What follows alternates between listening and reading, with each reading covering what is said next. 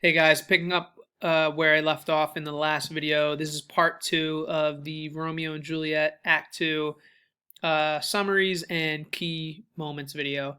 Where we left off in the last one, we're introduced to Friar Laurence. Romeo goes to visit Friar Laurence after his night spent at the Capulet party and then meeting Juliet and creeping onto their property and finding her, and them basically deciding they're going to get married. And so, anyway, fast forward a bit into scene three. Romeo is telling he's like in really high spirits, and the Friar Laurence is worried that Romeo was up all night with Rosaline. Romeo says, "With Rosaline, my ghostly father, no, I've forgotten that name, and that name's woe." Friar Laurence is excited. He says, "That's my good son, but where hast thou been then?" So he's like excited that he forgot about Rosaline because Friar Laurence knew Rosaline didn't love him back and was also becoming a nun, basically. Romeo ends up saying to Friar Laurence, he's sort of speaking in code, in riddles. He's saying, "I'll tell thee ere you ask it me again, I have been feasting with mine enemy, where on a sudden one hath wounded me. That's by me wounded. Both are remedies. Within thy help and holy physics lies. I bear no hatred, blessed man, for lo, my intercession likewise steads my foe." And Friar Lawrence ends up saying, "Be plain, like be clear, good son." He's saying, what are you talking about, basically? He says, "Riddling confession finds but riddling shrift." So he's saying, like, I don't know what are you trying to say? Talking about your feasting with your enemies. And Romeo basically ends up saying, "Then plainly know my heart's dear love is set on the fair daughter of rich Capulet." So he's saying, I'm in love with Capulet's daughter. And he ends up pretty much saying he wants the friar to consent to marry them, so that thou consent to marry us today. So Romeo goes there, and the friar's like, "Holy St. Francis, what a change is here." Like, oh my God. He says, "Is Rosaline that thou didst love so dear, so soon forsaken?" Like, how did you forget about Rosaline? Like, literally less than 24 hours ago, you were obsessed with her. And he says, uh, "Young men's love then lies not truly in their hearts, but in their eyes." And I think that's a really valid criticism. I think, like, a big thing that we see thematically in this play is how young love is so fiercely passionate, but how it can also come and go so quickly. Plenty of high school students have not experienced this, but there are plenty who have. And it seems like a lot of the sort of bizarre love stories, or not to use this word, but sometimes the crazy things that happen in relationships oftentimes happen with people who are younger and more inexperienced. And it's more just because when you've never experienced something like love before, you might think that's the only moment in your life that those feelings could ever exist. Or when a feeling like that occurs that's so new, that can be really difficult to make sense of for people. Older people who might be more experienced and have had multiple relationships that are, there's depth to them, and it's not something that's just surface level. You start to sort of have a repertoire of knowledge of what happens in a relationship, and you might start thinking with your brain, in addition to with your heart. But Romeo and Juliet are definitely functioning on a level that's so almost hormonal and almost purely just with like their feelings and their heart, their gut. Maybe they're not thinking so logically. And the friar has some really good lines here, saying like, where is it?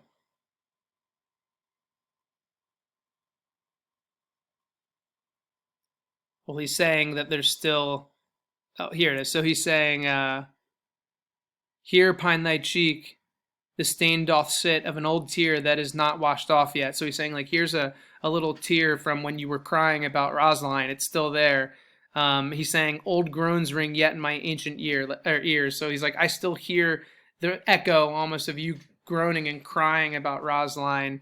Um, and he makes a really, I think, resolute point here. He says, "Pronounce this sentence then: women may fall when there's no strength in men." So I think he's sort of saying, like, you need to be stronger willed than this. And Romeo ends up saying, you scolded me often for loving Rosaline. And he says, "For doting, not for loving, pupil of mine." Uh, and so, anyway, what ends up happening here is the friar says, "In one respect I'll thy assistant be, for this alliance may so happy prove to turn your household's rancor to pure love." So he says, you know what, fine, I'll help you guys become married or get married, because then the Capulets Montagues may stop hating each other. And Romeo, here is a massive characteristic of his, it might be a tragic flaw, is how hasty Romeo is and how quickly he always wants to act. I think there's a lot of virtue in moving slowly at times. Romeo says, "Oh, let us hence, I stand on sudden haste." So he's saying, like, hurry, hurry. And the friar says, "Wisely and slow, they stumble that run fast."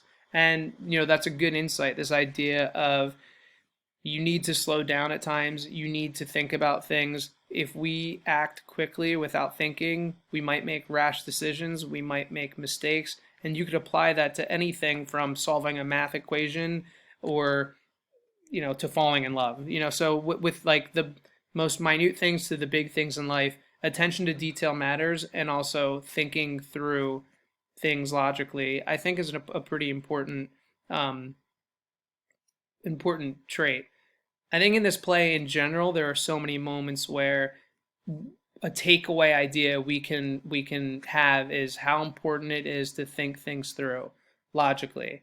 And well, I don't want to spoil certain things, but there's moments later in the play where that doesn't quite happen, and there's definitely moments, throughout the early moments of the play too, where certain characters are not really thinking straight.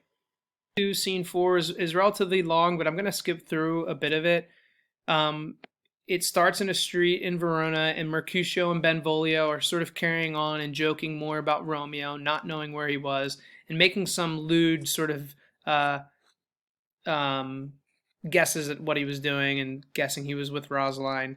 They end up also finding out that Tybalt, the kinsman of old Capulet, sent a letter to Romeo's father's house. That's important to remember. Basically, Tybalt is calling out Romeo, and that's why he sent a letter. And Mercutio saying, "A challenge on my life." Benvolio says Romeo will answer it, and they don't know that Romeo is has a big change of heart right now. And Mercutio is he's not confident that Romeo will answer to the challenge that Tybalt is posing. He says, "Poor Romeo, he's already dead, stabbed with a white wench's black eye, shot through the ear with a love song."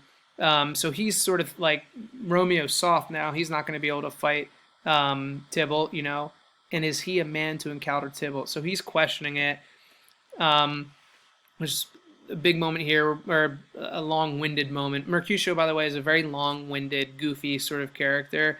Benvolio says, "What is Tybalt?" Mercutio says, "More than the Prince of Cats." And he goes into this sort of explanation about how Tybalt is like a good fighter, but he fights by the book. So maybe Mercutio is like a more unorthodox type of a fighter, where Tybalt is this like proper kind of does everything the way you're told to do things. And it's just basically ribbing that sort of Mercutio's doing. And what ends up happening is Romeo shows up. If I skip ahead, they mess around with him. They're making a bunch of jokes. Eventually, the nurse is the woman that Juliet sends to make some arrangements with Romeo, some arrangements in terms of for their marriage. And Mercutio mocks her, and he mocks her and calls her ugly, basically, and is saying some nasty things to her. He sings eventually a little song about her being a whore. And so the nurse gets so flustered that she almost forgets why she came to town. So there's a lot of lines from the nurse where she's saying things about Mercutio being like a scurvy knave. And she's saying she's so vexed and so angry that she almost literally forgets why she came to find Romeo. Like all these lines, she's still literally just upset, basically. This is like lines 138 to 147.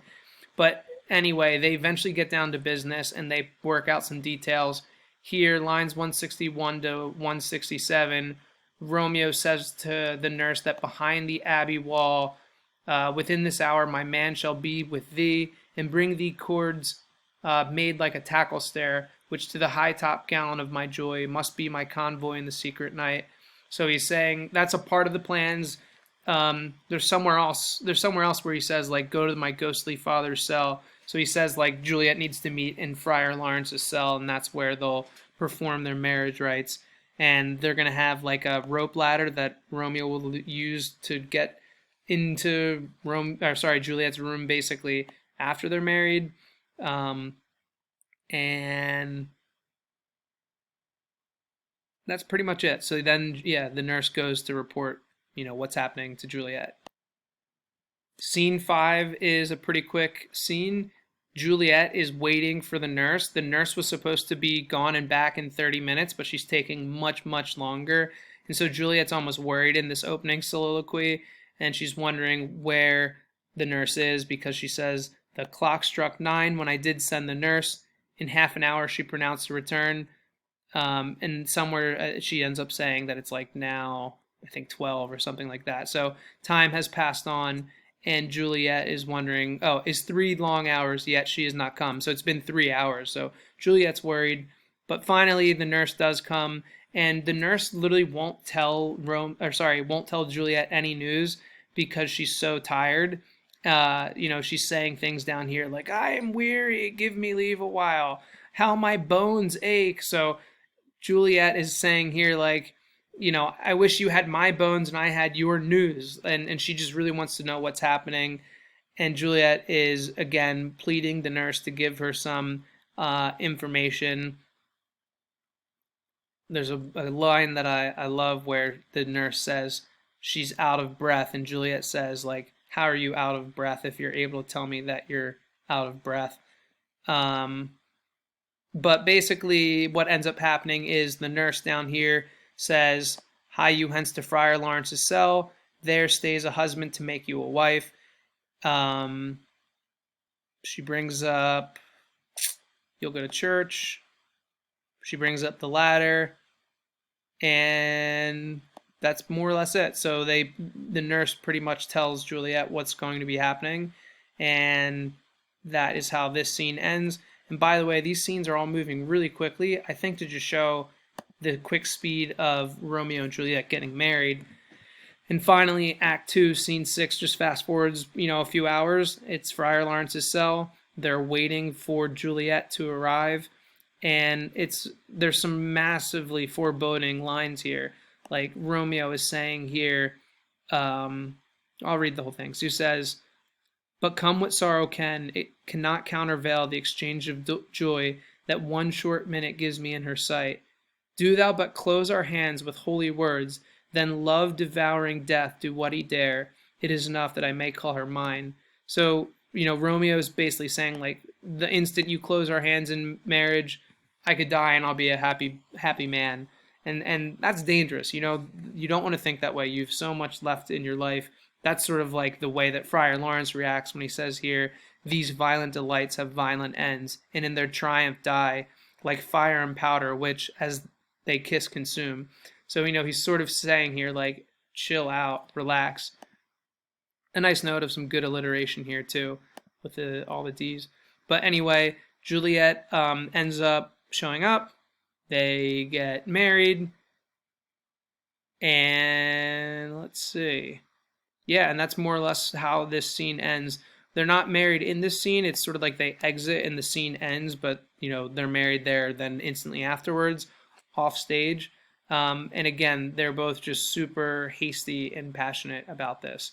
So that is how Act 2 ends. It's again, the pace of Act 2 I think is really quick because Romeo and Juliet only met at the end of Act 1, and now already at the end of this act, they're married. So we'll see how Act 3 begins.